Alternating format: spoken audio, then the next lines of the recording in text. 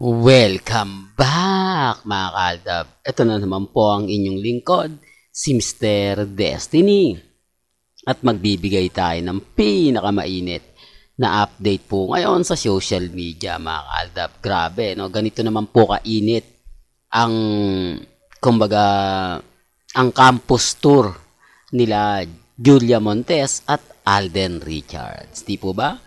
Pero bago tayo magtuloy at bago natin pag-usapan itong mga kaganapan po sa social media, kung bago ka lang sa channel na to at isa kang true-blooded Aldab Nation na nagmamahal po kina Mengay at Isoy, tama po ang channel na pinuntahan mo, kaya consider na po kitang bagong subscriber. Well, syempre, sa mga ganitong bagay, lalo na nga po pagdating sa mga campus tour, ay hindi po tayo magpapahuli.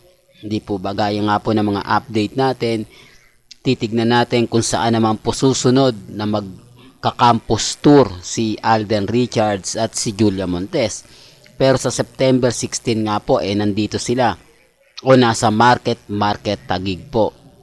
Yan po yung pinaka-update na mga kaganapan. Isa naman po yung mga kaaldab sa mga sinasabi ko, sa mga pinapaliwanag ko, sa mga taong magre-react, sa mga taong magko-komento. Chill lang po kayo, di po ba? Normal na lang po yung mga ganitong update. Normal na lang po yung mga ganitong kaganapan. Sabi ko nga po sa inyo, marami pong mga Alden fanatics ang natutuwa po sa atin kapag tayo po nagbibigay ng update. Pero syempre, lagi ko po talaga ritong isisingit at isisingit ko lagi si Maine Polkerson. Po ba? Gaya nga po ngayon na walang update si Mengay. Yan ang isa po sa rason mga kaaldab na talagang binibigay ni Maine Polkerson para kay Alden ang social media. Hindi siya parang ano no? Ito sa mga magre-react at magko-komento, nire-respeto ko po kayo. Pero kung titignan nyo, pagbabasihan nyo, parang kapag si Alden maraming update, maraming ganap, talagang kailangan niya ng promotion, parang si Mengay hindi nagpo-post, no? Ano nyo po ba? Update nyo po ba? Hindi siya nag-post kahapon sa Instagram. Hindi siya nagbigay ng update dahil may live nga po si Julia Montes at Alden Richards sa GMA Kapuso. Hindi po ba? Binigyan natin ng mga update yan. Tapos ngayon, sa campus tour ni Alden Richards. Kaya nga po ako, kita nyo naman po, di po ba? Yan ang updated. Kaya nga, wag po kayong maniniwala basta-basta sa mga sinasabi nila na, nako si Mr. Destiny, walang walang ka-update yan. Updated po tayo. Bagamat may mga bagay-bagay po na may sinasabi nila sila na hindi ko pwedeng sabihin dito sa channel natin. Lalong-lalo na nga po yung mga eksklusibo dahil alam ko naman na ibabash lang po tayo. Kaya chill lang tayo. Kung ano po yung nababasa ninyo na hindi ko na-update dahil sabi ko nga po sa inyo may mga bagay-bagay na kailangan natin ng ebidensya at resibo. Di po ba?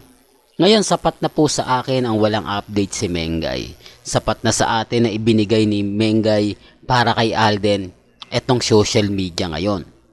Kaya nga po dun sa mga nagko-komento, sinasabi sa akin na pati daw interview ni Julia Montes at Alden Richards sinasama ko si Mengay. Wala namang pong problema yun, di po ba? Kung ayaw po nila, okay lang. Kung sa tingin nilang mali yun, nire-respeto ko po yun. At kasabi ko nga po, may kanya-kanya tayong pananaw, may kanya-kanya po tayong opinyon. Dahil bakit hindi naman po kasi nagre-react si Mengay ngayon sa mga gustong i-update na mga armin. Wala talaga mga kaaldab. Kahit kung titignan ko yung mga comment dun sa Twitter ni Mengay, sa Instagram na naghahanap po ng mga update, wala deadma lang Yan ang kagandahan. Pati po kay Congressman Spotted, parang manawa kayo mag-comment pero hindi ako magre-reply, hindi ako magpo-post. Ang ipopost ko lang E80. Pagdating doon wala na. Hindi po ba?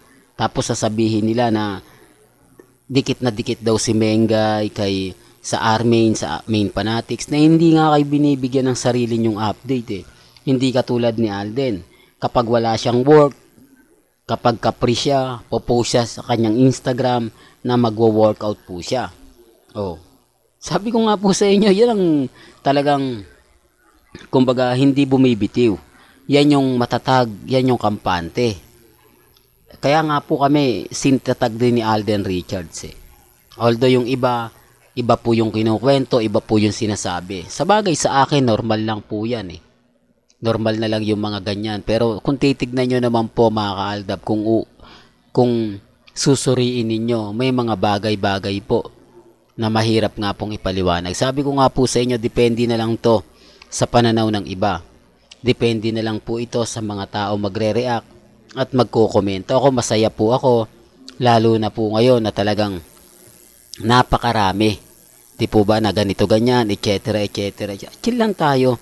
Wag po kayong padadala sa mga sinasabi nila. Basta tayo update lang kung ano pa po yung masasagap kong balita, kung ano po yung mga magaganap, mangyayari sa pelikula nila Julia Montes at Alden Richards. Yan po yung aabangan natin.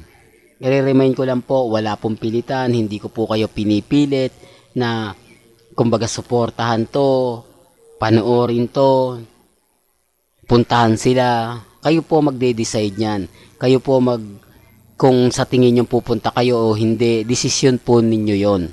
Ang sa akin lang update, di po ba? Malay nyo, malapit kayo dyan sa market, ay makakapunta po kayo, di po ba, sa September 16. O kung wala naman po kayong work o hindi kayo busy, schedule ng pwede kayong manood, di po ba?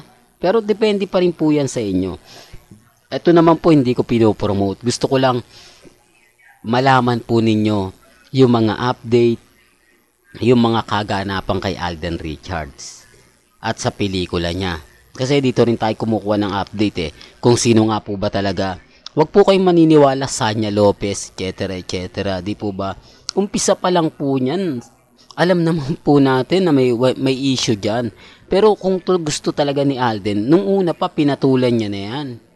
Pero ngayon hindi eh. Gusto lang pong mag-ingay kasi walang project po. At gagawan po ata ito yun ng project. Kaya po pala nag-iingay. Siguro pag maingay na saka ipopromote. Sa ngayon di pa pala may promote, hindi pa kasi maingay.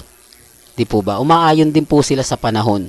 Umaayon din po sila sa mga komento. Well, hanggang dito na lang po yung updates natin ha. Kaya kung gusto nyo pa po ng pinaka-latest at sariwang update, abay tutok lang po kayo sa channel ni Mr. Destiny para updated po kayo sa mga bagong video po na ilalabas po natin maya-maya lang. Hanggang sa muli, salamat po sa panonood at pakikinig.